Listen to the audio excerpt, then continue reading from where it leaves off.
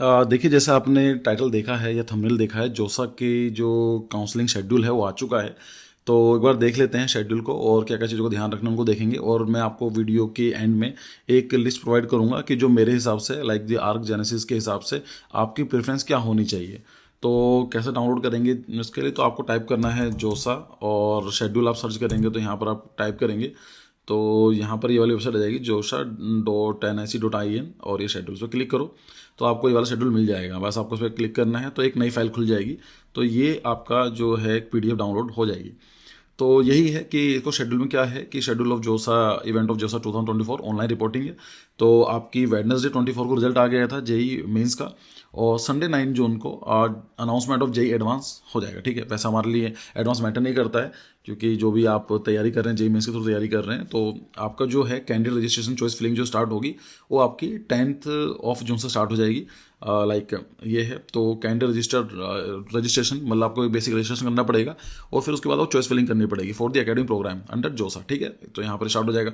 जो बच्चे जो आर्किटेक्चर एप्टीट्यूड टेस्ट का एग्जाम दे रहे हैं, लाइक जो आईआईटीज का एग्जाम देना चाहते हैं, तो उनको उनका प्रोसेस अलग होता है। पहले उनको मेंस क्लियर करना पड़ता है, फिर एडवांस, और फिर ये आर्किटेक्चर एप्टीट्यूड का टेस्ट। तो यहाँ पर भी है, कर सकते हैं। प्री पेमेंट ऑफ जोसा सीट एक्सेप्टेंस फेज स्टार्ट, तो यहाँ पर आपको कुछ पेमेंट भी करनी पड़ेगी। उसके बाद हम लोग देखते हैं तो 15 जून को, लाइक 10 जून के बाद आपको टाइम मिलेगा। 10 जून के आसपास, 10 से लेकर 15 तारीख तक, 14 तारीख तक आप अपनी जो है चॉइस फिलिंग कर सकते हैं। फिर 15 जून को आपको display of mock seat location एक बता दी जाएगा कि कौन सी आपको चांसेस है मिलने के, तो based on choice filling on 16।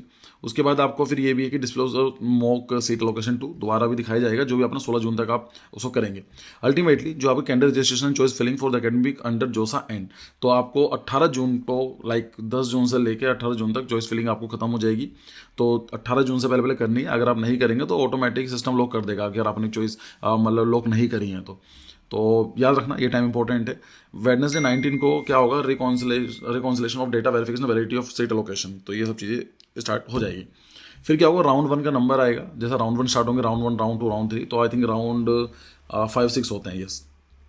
तो राउंड 1 है जो 20 जून से स्टार्ट होगा। ये टाइम 10 बजे है। तो सीट लोकेशन आपको दिख जाएगा कि अगर आपकी जो रैंक के हिसाब से आपको कौन सा कॉलेज मिला है या नहीं मिला है।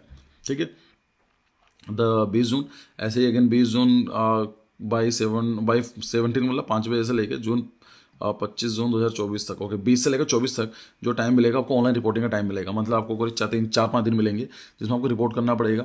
ऑनलाइन रिपोर्टिंग होगी, मतलब इसमें क्या है कि फी पेमेंट करनी पड़ेगी। अगर आपको कॉलेज पसंद आ रहा है, आपको उसे फाइनल करना है, डॉक्यूमेंट पूछे जाएंगे, तो डॉक्यूमेंट आप अपना ध्यान रखिए। अगर आप किसी कैटेगरी से बिलोंग करते हैं, अगर आपको बेनिफिट मिल रहा है SC ST OBC, या फिर अगर आप नॉन क्रीमी लेयर से आते हैं, उसमें आते हैं EWS सेक्शन में, तो आपके लिए प्रॉपर एक डॉक्यूमेंट होना जरूरी है। और सब चीज़ जरूर कर लेना डॉक्यूमेंट से पहले, लाइक एग्जाम के तो हो गया आपका, लेकिन जब ये आएगा ना अपलोड करने से पहले, ये सब चीज़ें आपको जानकारी होनी चाहिए। ठीक है, तो उनकी एक अच्छी खासी PDF बनाकर रख लो पहले से ही। So response by candidate to query, अगर कोई क्वेरी होती है तो आप रेज कर सकते हैं। फिर जो 24 जून है शाम के 5 बजे, ये last date of fee payment है। मतलब आपको फी पेमेंट करनी पड़ती है। अब वो आई थिंक पिछली 10 से 15 हज़ार के आसपास होती है, वो डिपेंड करता है। ठीक है, फिर आता है कि जून 25 को, तो ये क्या होगा कि resolution of fee payment issues, मतलब who have made payment attempt before the payment deadline. कुछ अगर इशू रहा होगा कि मान लीजिए आपकी फीस जमा नहीं हुई है, लेकिन आप बोले मैंने सबमिट कर दी थी, कुछ इशू होगा तो उसको डील करा जाएगा। फिर 26 जून को जो है last day of respond to the query round 1, तो आपका खत्म हो जाएगा राउंड 1। ठीक है, तो राउंड 1 जो होगा 20 से लेकर 26 जून तक रहेगा, एक वीक लगभग चलता है। ऐसे राउंड 2 होगा 27 जून को, सीट लोकेशन होगी। आपने मान लीजिए जो कॉलेज आपने फिल करा, आपके रहेंगे तो नहीं मिला है, तो फिर क्या होगा, राउंड 2 होगा। तो अगेन वो सेम चीज़ चलती रहेगी। अगर आप कॉलेज मिल जाता है तो फिर पेमेंट का ऑप्शन आएगा।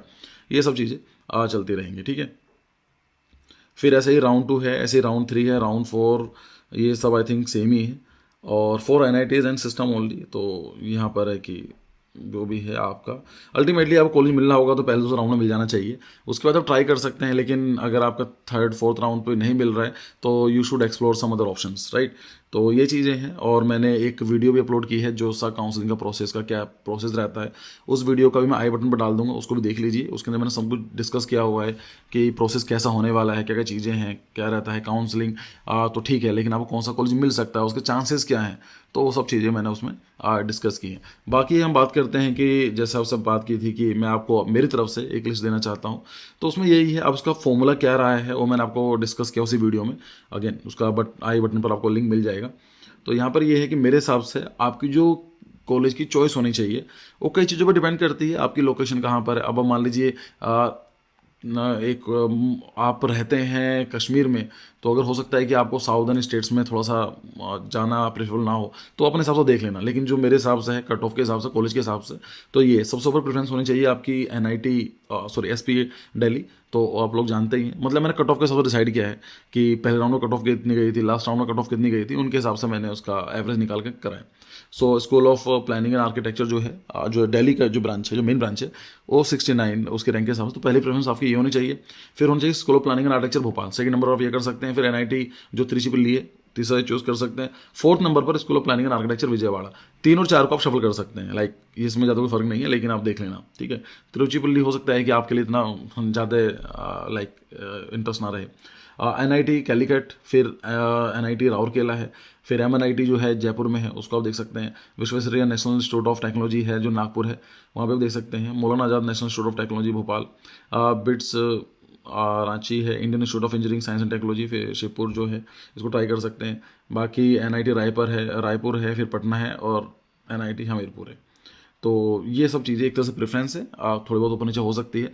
तो मेरे हिसाब से अगर आपकी रैंक अच्छी आई है, तो अब ये पूछेंगे सर रैंक के हिसाब से क्या है, मतलब देखो, ये जो है स्टार्टिंग रैंक थी, ये फर्स्ट राउंड की लास्ट रैंक थी, तो इसमें रैंक चेक कर लो अपनी। इसके हिसाब से आपकी रैंक का बोलते हैं मुझे 400 नंबर में कोई मिल सकता है क्या, तो मेरे बच्चों 400 में से आपको क्या मिल सकता है, लेट से ये मिल जाएगा आपको। इसके हिसाब से प्रेफरेंस है ना। 462 61 गई थी लास्ट राउंड में, 6 राउंड में, तो ये भी चेक कर लीजिएगा। 400 के हिसाब से जो 300 से ऊपर लगभग आ रहे हैं, तो ये कॉलेज आपको मिल जाने के चांसेस हैं। जैसे 345 भी ट्राई करा जा सकता है, और 345 ये भी मिल सकता है भोपाल, अगर मे भी इस बार कुछ ऊपर नीचे हो तो। 463 47 6, उसके बाद 400 रैंक है, मतलब 400 से ऊपर के जो भी कॉलेजेस गए हैं, लाइक 406 ये भी आपको मिल सकता है। 758 वाला मिल जाएगा, 514 वाला मिल जाएगा, 612 वाला भी है। तो ये इस तरह से आप कट ऑफ वगैरह चेक कर सकते हैं, ठीक है। तो ये राउंड 1 की कट ऑफ है वाली, this is round 1 cut off, and this is round 6 cut off in colleges की। और ये जनरल कैटेगरी की मैं लिस्ट बना के दी हुई है, तो देख लेना, ठीक है। उसका हिसाब से मैंने निकाल के आपको दिया है। तो ये सब चीज़ें लिस्ट होनी चाहिए।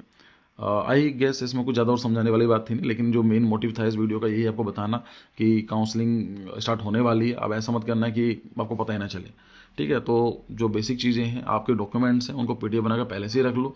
अपना जो भी स्टडी करनी है कॉलेज के बारे में, ये कॉलेजेस हैं जो सा के, उनकी एक बार थोड़ा सा स्टडी कर लीजिए कि कौन सा सही रहेगा, क्या चीज़ रहेगी, और यही है, ठीक है। So thank you for your time and see you in the next video. Bye bye.